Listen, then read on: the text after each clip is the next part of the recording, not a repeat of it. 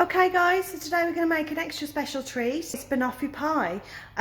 So I'm going to show you how to do that, and we're going to start by weighing out 150 grams of butter into a microwavable bowl ready to be melted basically. So I'll show you that.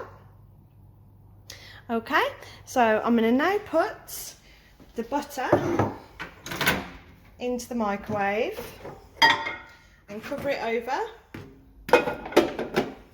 Okay, use cling film if you want to, that's fine. And we're only going to put it on for short bursts. We're going to put it on for 30 seconds and stir it, then another 30 seconds, then stir again. Okay, so the butter's melted. So now what I'm going to do is I'm going to crush 400 grams of biscuits. This pack I've got here just happens to be 400 grams, so that makes life very easy. So I'm going to tip that into a bowl and basically use a rolling pin or whatever I've got to hand just to smash them up with so they're into small bits. So I'll do that and I'll come back to you. Guys, so the biscuits are all crushed and now we're ready to add the butter. So the butter you melted earlier on, here, I'm just going to show you. I just want to pour that in to the biscuit mixture and mix it together. The idea is it's to bring it all together, so a nice biscuity base.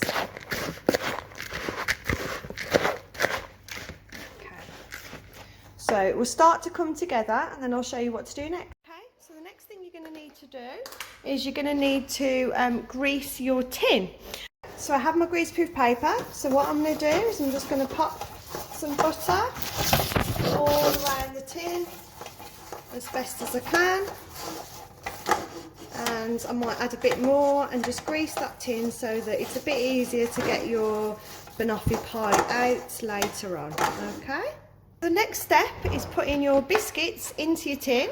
Okay, so I've poured the biscuits into the tin, as you can see, and now what I'm going to do is I'm just going to smooth them over so it's nice and flat as the base. Okay. And then what you need to do with this is pop this into the fridge to chill for around 10 minutes. Okay, in the meantime you can start the rest of the recipe. So push it down as well as you can, try and compact it in, that will stop it falling apart hopefully. And then we'll just pop that into the fridge and the butter will hold it all together. Okay, so now what I'm going to do is I'm going to measure 75 grams of butter and 75 grams of dark brown sugar into a bowl together. 75 grams of sugar and 75 grams of butter. Okay guys, so pop that into the microwave on the lowest heat you can, and we're going to pop it in for 30 seconds at a time. So keep your eye on it, you don't want anything to be on there too long. Basically we just want the butter and sugar to melt together, okay? I didn't find that I needed 30 seconds, just 20 probably was enough. So just make sure that it's not on too long. And then mix it up so you get this beautiful brown coloured mixture. And then we need to add in the condensed milk, which I'll show you just now. So we're now going to add 370 grams of condensed milk, which is this product here. And we're going to add that straight in to the mixture that you've just taken from the microwave. Okay, so to complete your caramel, you need to heat this up again. So pop it back in the microwave again for very short periods of time because you don't want it overflowing or whatever. So pop it in the microwave covered up and then give it, say, 20 seconds at a time.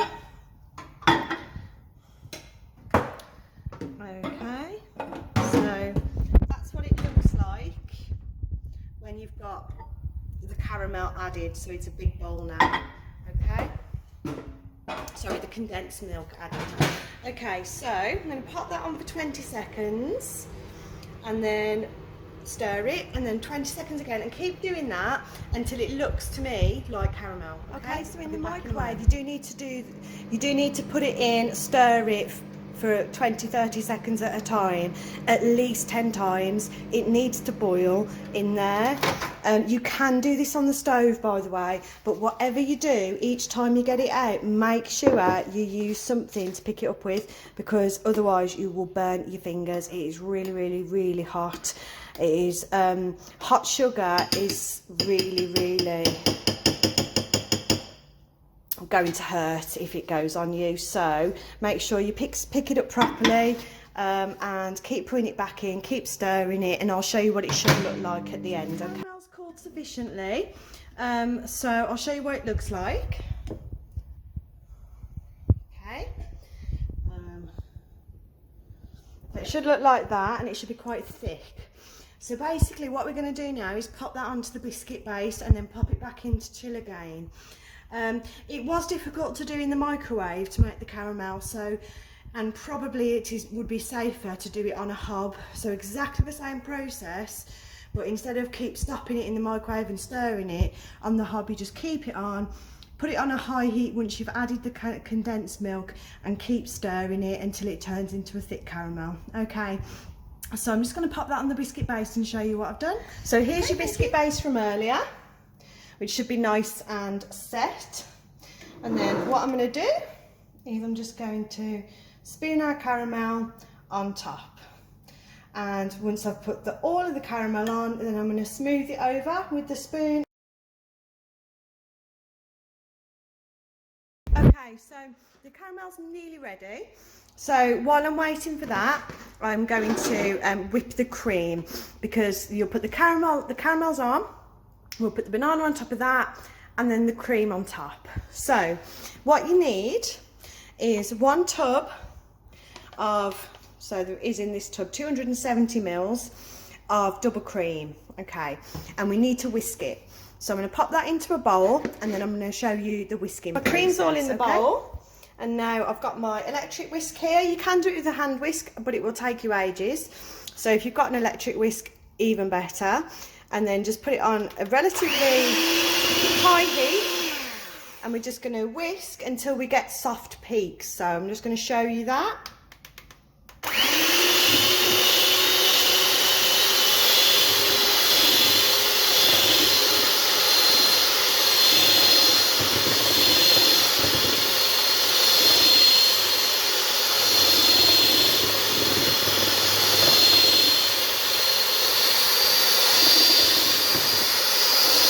Okay, so I've whisked my cream, and if I just show you what it looks like now, you get what you call soft peaks.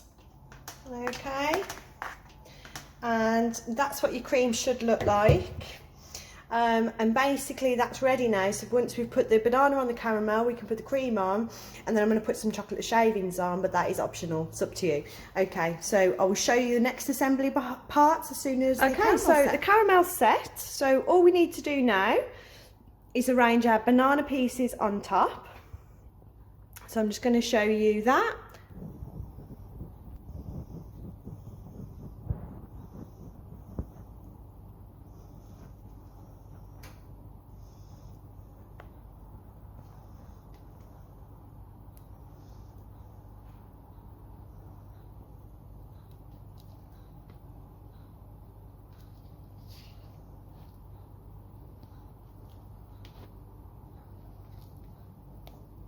You can do this however you want.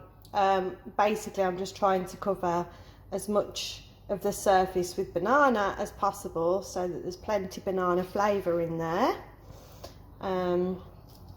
So I'm not doing any kind of particular pattern, I'm just plopping them on and trying to cover up any gaps. Doesn't matter if they slightly overlap or anything like that. It is totally how you want it. I think I've discovered 3 bananas, that's me being greedy, actually aren't needed. I think 2 would have been just enough.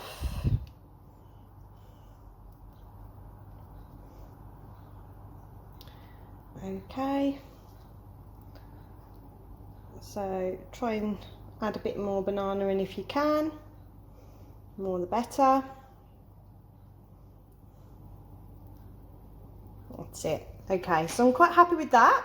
So now I just need to spoon the cream on the top.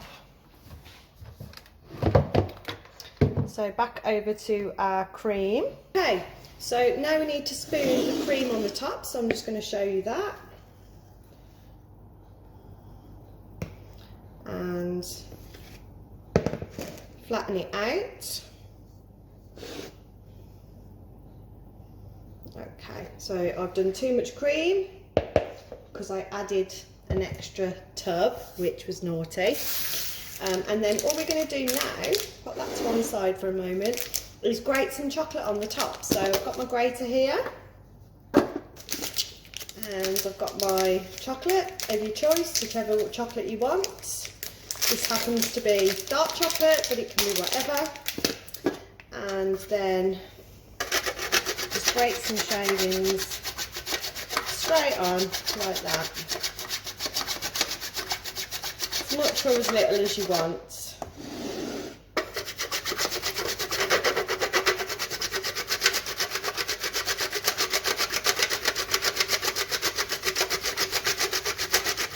Okay, that's plenty of that.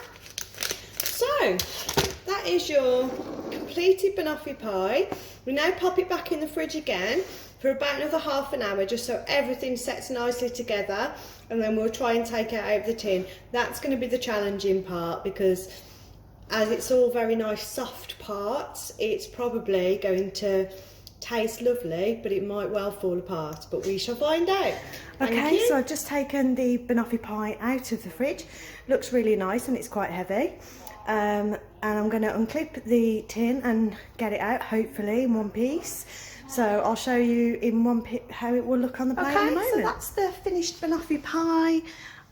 It does look quite nice, and we'll see what it looks like when I cut it up in a moment. And enjoy if you've made it.